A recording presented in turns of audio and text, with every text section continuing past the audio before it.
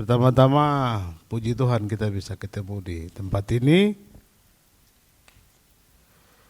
Dan yang kedua saya sampaikan terima kasih kepada Badan Pengurus PPGI yang telah mengundang kami untuk menyampaikan sedikit tentang apa yang dikerjakan oleh DPR Papua terkait dengan lembaga pelopor pendidikan di Papua. Kalau kita bicara siapa yang mengurus pendidikan hari ini pasti banyak. Tapi kalau kita bicara lembaga siapa yang mengurus pendidikan sejak dulu sejak bersama dengan masuknya gereja, masuknya agama, pasti jawabannya yang sekarang namanya YPPGI, YPPK, YPK, Advent, kemudian YAPIS. Karena itu di dalam Undang-Undang Otsus tahun 2001 pasal 56 di ayat 4 itu diatur bahwa pemerintah mengakui dan menghormati peranan dari 5 yayasan yang tadi kita sebutkan. Oleh karena itu disebut lembaga pelopor pendidikan yang mempelopori pendidikan di tanah Papua.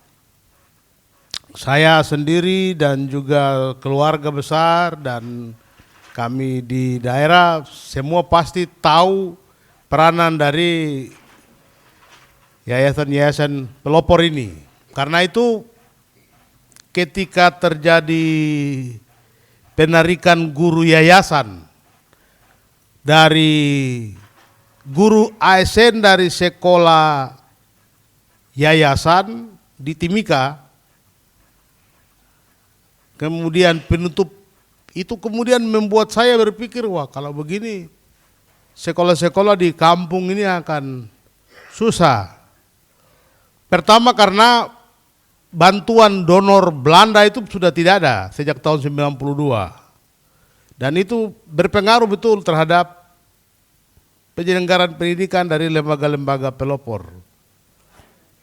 Baik yang memiliki asrama maupun tidak.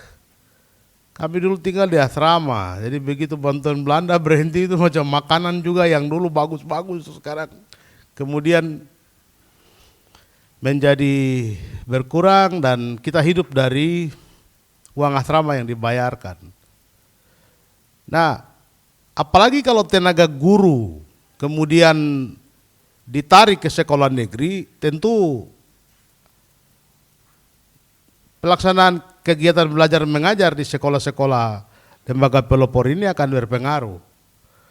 Jadi waktu itu kemudian kami berinisiatif untuk membuat peraturan daerah tentang penguatan lembaga pelopor pendidikan di tanah Papua, yaitu YPPGI, YPPK, Advent dan YAPIS. Itu yang disebutkan di dalam Undang-Undang Otsus. Pada waktu itu pikirannya adalah bagaimana mereka ini dikuatkan. Penguatan terhadap lembaga pelopor ini adalah pertama tidak hanya soal dananya, bukan soal sarana dan prasarana, tapi lebih dari itu adalah bagaimana tenaga pengajar ASN itu dapat kemudian tidak ditarik dari sekolah yayasan ke sekolah negeri, tetapi ditempatkan di sekolah yayasan dan sekolah yayasan memiliki hak untuk menyusun formasinya sesuai dengan kebutuhan. Banyak pengalaman, ada guru yang dulu honor di sekolah yayasan, begitu diterima jadi ASN tiba-tiba dipindahkan ke sekolah negeri. Ini yang sebenarnya menjadi dasar kenapa kami kemudian menyusun perda ini, regulasi ini.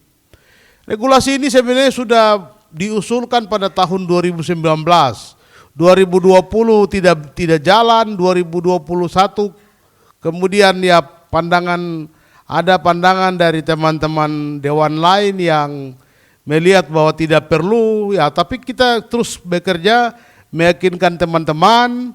Kemudian pada tahun 2023 ini barulah dimasukkan ke dalam program legislasi daerah dan sedang kita bahas, Pak Ketua.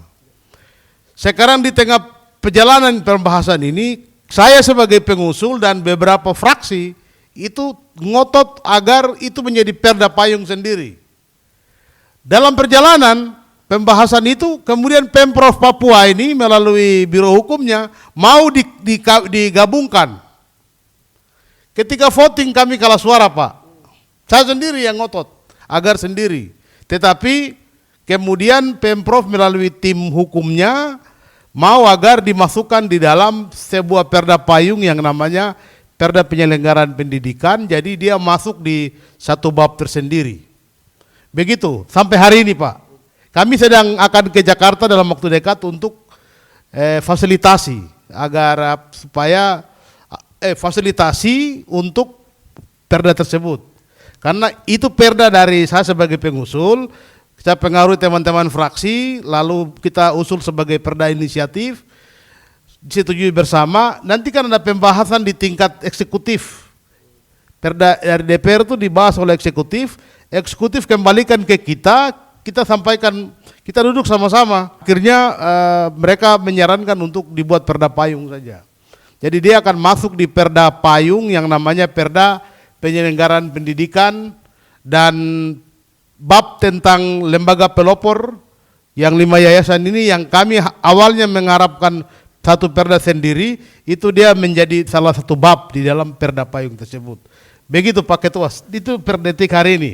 Ini sebentar nih kami mau rapat untuk persiapan fasilitasi dengan Kemendagri. Pada waktu itu kan urusan SMA, SMK itu masih kewenangan provinsi. Sementara SMP, SD, TK itu menjadi kewenangan kabupaten. Ini juga menjadi persoalan hari ini Pak Ketua. Jadi ada sejumlah SMK memang yang SMK dengan SMA yang Pemprov tahan dengan alasan ingin dibuat semacam sekolah khusus. Nah, kami waktu itu menyarankan supaya nanti ditambah lagi ada beberapa sekolah dari lembaga pelopor, misalnya masing-masing satu-satu, supaya menjadi model di Kota Jayapura. Ini kalau sebentar Pak Kadis datang, Pak Ketua sampaikan. Kita sudah sering suarakan di DPR agar supaya ada sekolah model. Maksudnya ada sekolah dengan asrama yang dikelola oleh YPPG, YPPK, YPK di Kota Jayapura. Saya kira fasilitasnya YPPG ada, YPPK punya ada di Advent punya ada di Doyo, YPPK bisa di Tornabakti di Waena, YPK ada di Kota Raja. Itu bisa jadi sekolah-sekolah model untuk bagaimana bangun sekolah berpola asrama yang berkualitas, sehingga nanti pada waktunya anak-anak dari daerah itu bisa dimasukkan ke situ. Nanti kemudian kalau bisa connect dengan sekolah-sekolah yang berkelas ya itu bisa ke sana. Ini persoalan undang-undang lagi. Jadi saya pikir kita yang ada anggota DPR lah, bupati lah, gubernur lah, ini semua kebanyakan berasal dari sekolah-sekolah pelopor ini. YPPGIK, YPKK, YPPK. Hanya masalahnya itu kadang kami juga lupa. Lupa datang dari mana, lupa kita ini dididik oleh siapa. Saya tadi sampaikan, kenapa dorong regulasi ini, karena saya dididik dari sekolah ini, saya punya keluarga juga, banyak juga dididik dari YPPK, YPPGI. Jadi rasa itu beban yang harus kita wujudkan. Pak Ketua, yang lain itu bahwa memang kami kemarin sempat ke Jakarta bertemu di Kemendikbud, beberapa anggota Dewan juga DPR RI meminta agar ada formasi khusus untuk sekolah lembaga pelopor. Jadi ketika ada penerimaan guru, yayasan ini harus bikin formasinya sendiri. Jadi sesuai dengan kebutuhan. Jadi sebentar kalau Pak Kadis datang ini disampaikan lagi. Tapi secara politis pasti kita juga akan berjuang. Karena itu tadi, sekolah yayasan ini seperti tempat orang lulusan perguruan tinggi belajar, mengajar, setelah itu dia sudah jadi PNS, dipindahkan. Ini yang kita hindari.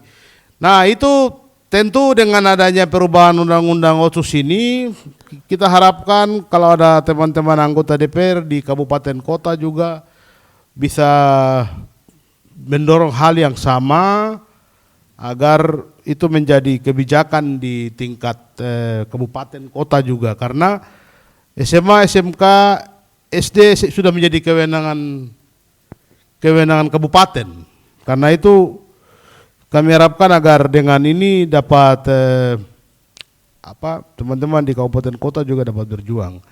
Karena kalau pakai undang-undang, pakai undang-undang Otsus yang pasal 56 ayat 4, ini kan dia sebutkannya itu umum, Pak. Ya, dia sebutkannya itu adalah pemerintah dapat membantu lembaga pendidikan dari keagamaan. Keagamaan ini luas, Pak. Gereja banyak. Lalu masing-masing juga bikin yayasan. Orang per orang juga bikin yayasan. Sementara 5 yayasan yang tua ini seakan-akan mau mati pelan-pelan. Ini yang masalah. Makanya kenapa kami ngotot supaya tidak. Kok boleh bikin yang lembaga keagamaan, lembaga SLSM, tapi lembaga pelopor ini harus muncul di dalam regulasi daerah agar jelas siapa lembaga pelopor. Itu kita sudah tidak baku tipu lagi. Itu 5 yayasan tua ini. Karena kalau tidak, ini multitafsir. Orang yang baru datang bilang, saya juga bikin lembaga pendidikan. Jadi lihat saya, cek pencantuman hukum begini, lembaga keagamaan memang dibangun oleh agama, iya. Tapi kalau pelopor ini dimatikan pelan-pelan di tengah-tengah situasi ini, itu kita berdosa. Karena itu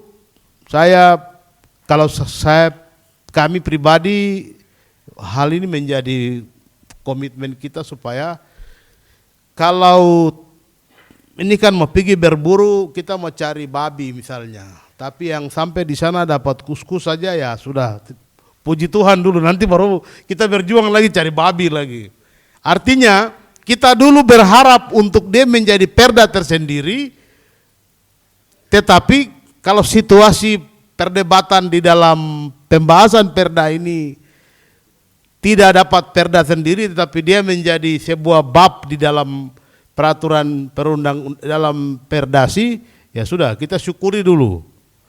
Nanti baru kita berjuang lagi agar dia dibuat dalam peraturan gubernur tersendiri sebagai turunan dari bab tersebut yang materi muatannya itu berasal dari perdasi yang pernah kita siapkan. Mungkin begitu Pak Ketua. Saya kira kalau kita pakai filosofi orang berburu yang tadi itu, kita pergi ke hutan mau cari babi, tapi kalau babi tidak ada yang dapat kuskus, ya sudah kita syukuri bahwa pulang kita masak dulu, nanti baru kita kembali cari babi lagi. Itu hal-hal yang kami sudah berupaya. Ini bukan kita sekedar cerita, tapi Pak Ketua pernah kami undang di DPR untuk melihat materi tersebut. Jadi kita mohon dukungan doa dari Bapak Ibu Guru supaya barang ini jadi. Kalau Provinsi Papua bisa jadi, ya kita akan pengaruhi juga ke Provinsi Papua Selatan, Papua Tengah, dan Papua Pegunungan. Karena diskusi ini sebenarnya sudah terlalu sering kita diskusi melalui media, melalui WA, sering sudah kita posting. Tapi ketika dia menjadi sebuah peraturan daerah, menjadi bagian dari sebuah peraturan daerah besar, dan kemudian kalau kita dorong pergub jadi, saya yakin ini dapat juga dibuat oleh provinsi-provinsi di daerah. Begitu Pak Ketua. Sekarang ini kan tahun depan sudah balik ke Nabire Pak. Jadi kita pasti pikiran ini kita bawa ke Papua Tengah. Supaya tidak hanya, karena kalau perda dia hanya berlaku di Provinsi Papua. Nanti di Papua Tengah pasti harus dibuat lagi. Karena perda di Provinsi Papua tidak berlaku di Provinsi Papua Tengah, Papua Pegunungan, dan Papua Selatan. Ini mohon dukungan Pak Ketua agar kita bisa terus korelasi dan terus bekerja demi kepentingan lembaga pelopor pendidikan di tanah Papua. Terima kasih, Tuhan pasti memberkati. Saya kembalikan. Baik, terima kasih Pak John Gobai. Materinya itu artinya bahwa kita sekarang berada di provinsi yang dimekarkan menjadi sekian banyak provinsi. Intinya kita paling tidak kita punya gambaran bahwa ini perjuangan yang sedang diperjuangkan di provinsi induk. Nanti Bapak Ibu mau tanya, nanti kami berikan ruang. Jadi mau tanya atau beri masukan atau tanggapan dari beliau, kami akan berikan masukan karena beliau ini sedang memperjuangkan kami pendidikan, begitu. Pendidikan untuk 5 yayasan termasuk dalamnya BPG juga. Saya berikan sisen untuk termen pertama untuk 3 penanya. Silakan pertanyaannya langsung, jangan menjelaskan dan dijelaskan dan semua ya. Inti saja langsung pertanyaan. Paham ya? Langsung pertanyaan begini-begini sudah selesai. Ya, satu Bapak Mote PSW Paniai. Ya, lanjut yang ada lagi sudah. Ya, baik. Kalau begitu satu berarti Pak PSW dulu. Kalau ada yang lain silakan nanti.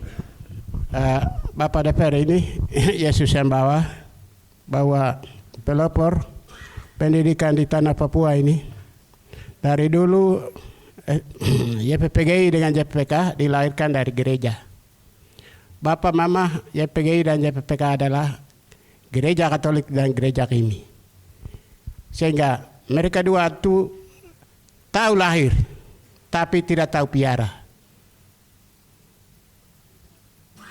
Ada bapak, ada mama, tapi anak hidup di tengah-tengah.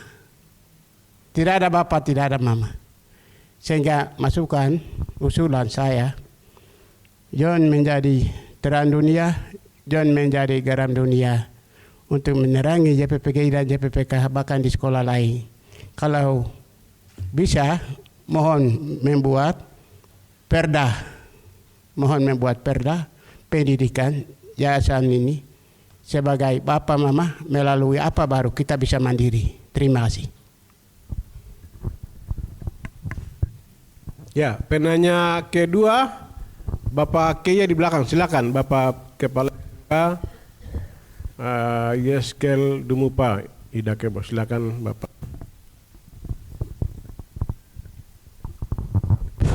Baik, terima kasih atas waktu yang diberikan pada saya.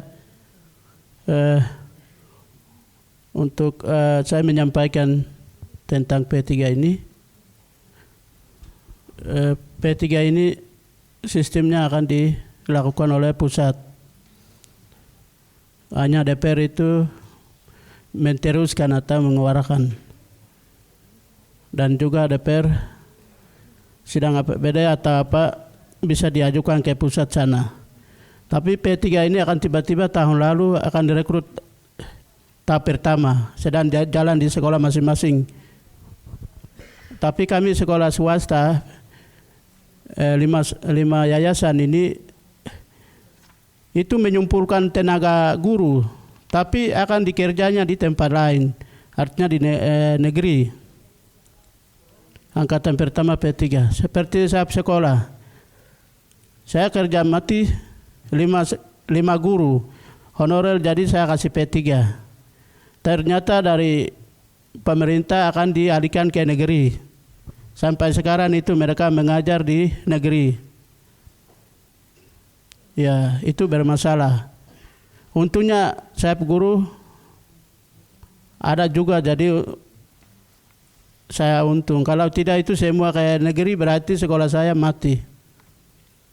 Jadi saya masukkan sekarang ini tahap kedua, kami kerja juga P3. Kalau tidak salah sebentar jam 12 tutup P3 khusus dengan umum. Jadi sekarang ini kami bingung, apakah yang tahun ini punya itu memang yayasan punya juga dialihkan ke negeri atau bagaimana tupoksinya. Jadi kami masukkan untuk anggota dewan bagaimana untuk mengeluarkan ke BKD provinsi, kemudian di pusat BKN di pusat sana, bahwa P3 yang angkatan kedua ini bisa ditempatkan di yayasan. Ini yang pertama. Kedua itu bagaimana supaya yang angkatan pertama punya itu kembali ke yayasan masing-masing sekolah juga. Ya, itu yang saya masukkan dan saya akan balikan. Terima kasih. Baik, masih ada satu lagi, silakan. Ya, Bapak Kepala SMP Nabire. Baik, terima kasih atas waktu untuk saya. Pada kesempatan ini saya mengucap syukur di mana yayasan yang bisa menerobosi celah-celah gunung hingga saya boleh keluar, dan ini sampai saat ini ada. Kalau kepala dinas yang di YPK, dia perhatian di YPPK. Kemudian yang di YAPIS berarti perhatikan yang di YAPIS, tidak secara netral. Ini kami masukkan supaya untuk berikutnya itu tidak boleh seperti itu. Lebih bagus harus netral.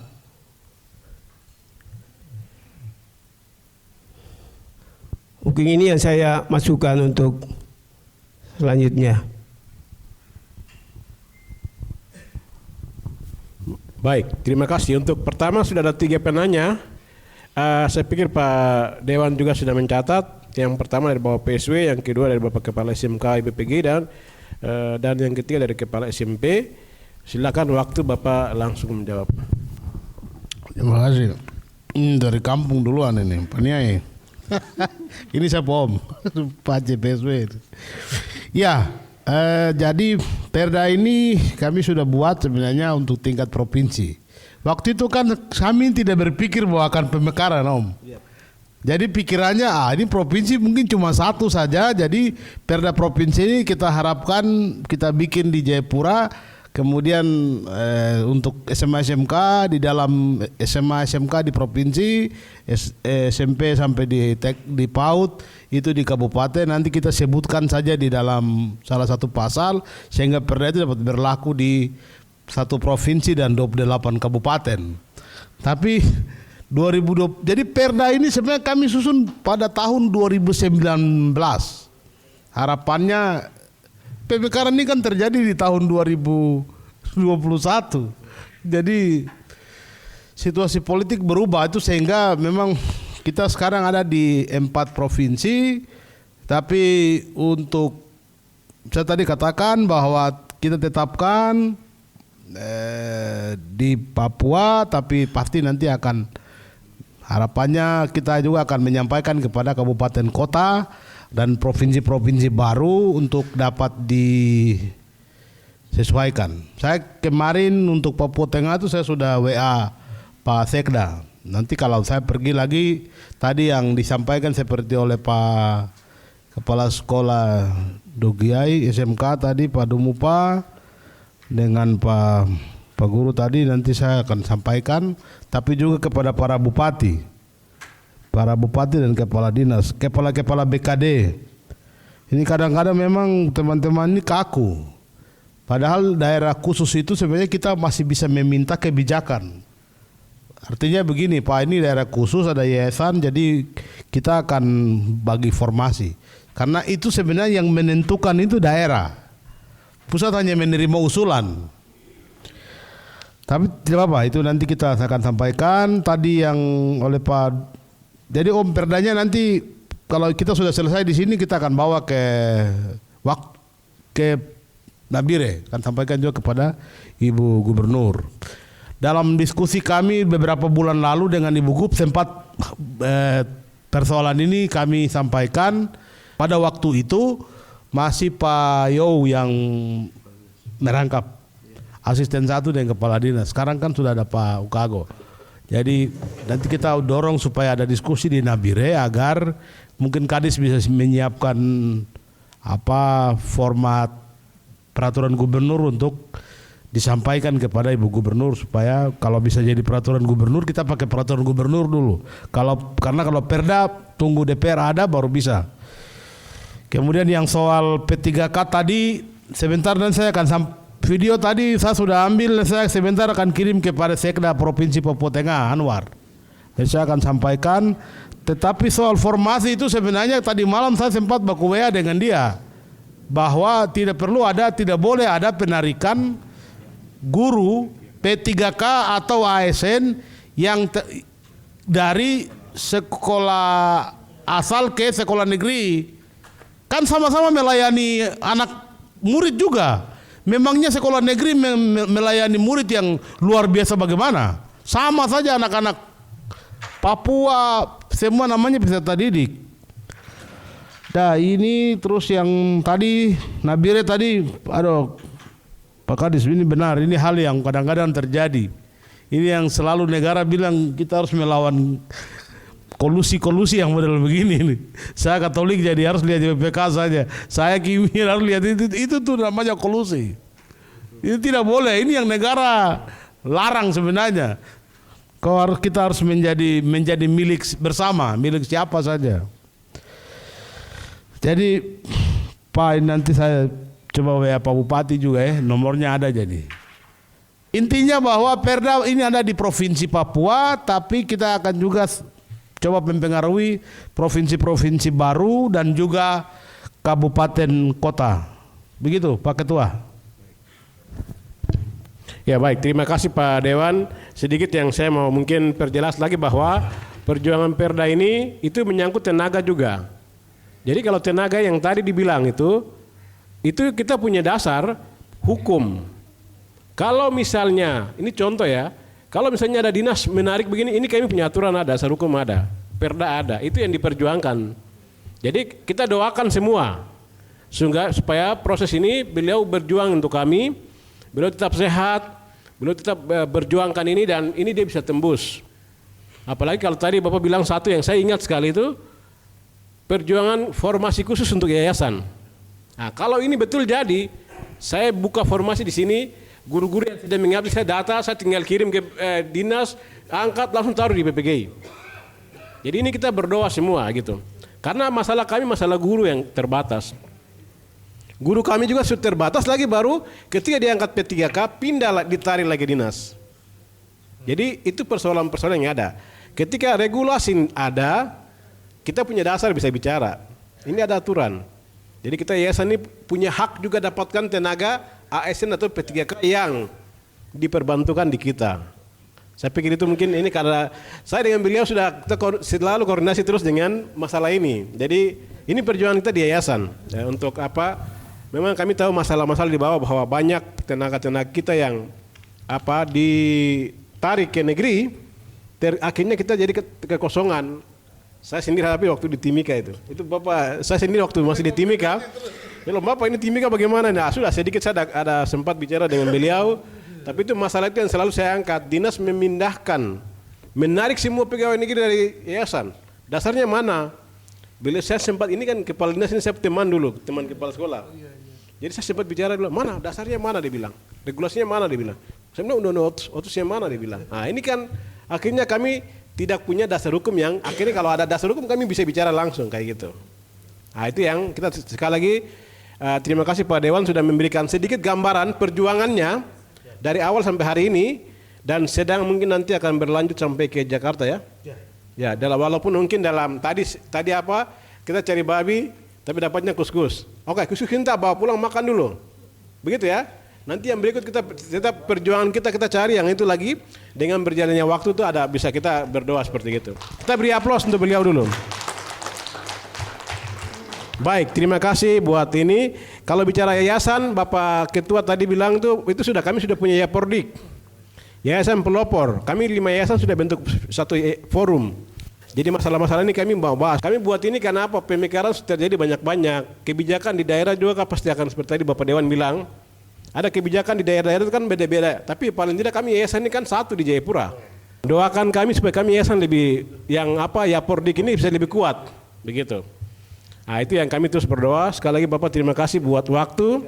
Terima kasih buat perjuangan. Kami terus akan berdoakan Bapak untuk perjuangan di mana kami sedang diperjuangkan. Tuhan berkati Bapak punya perjuangan dan Tuhan berkati kita semua juga dan kita dukung dalam doa. Terima kasih, Tuhan berkati. Kita beri aplaus sekali lagi.